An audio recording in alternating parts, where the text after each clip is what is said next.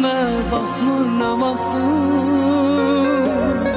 yolların yoluma çıxır ne vaxtım.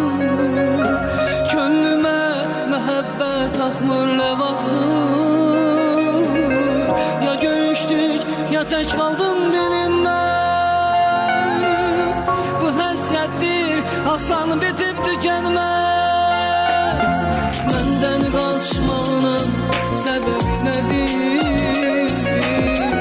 Ürəyi silmirsə bu bəhanədir. Mənim məhəbbətim çox şahanədir. Hər addımda, hər nəfəsdən silinməz.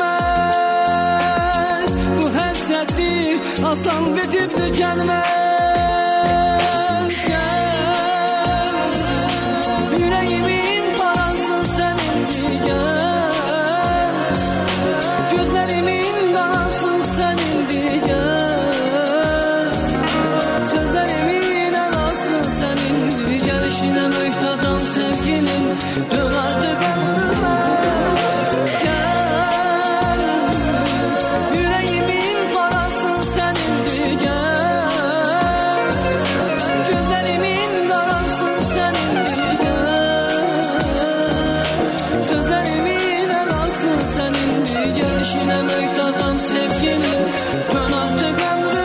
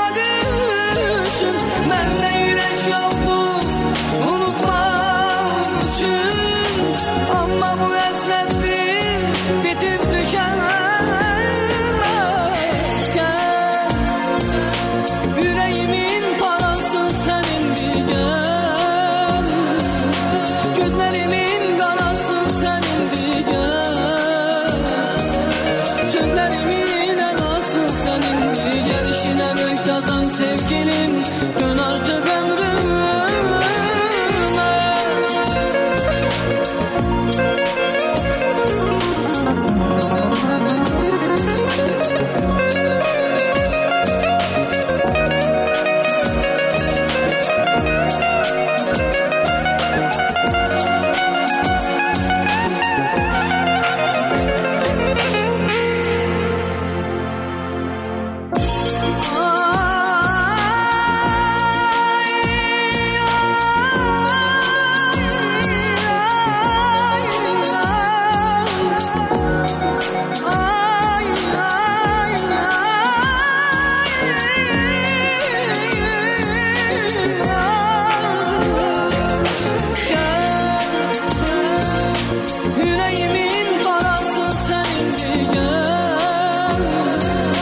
Gözlerimin kanasın senindir gel.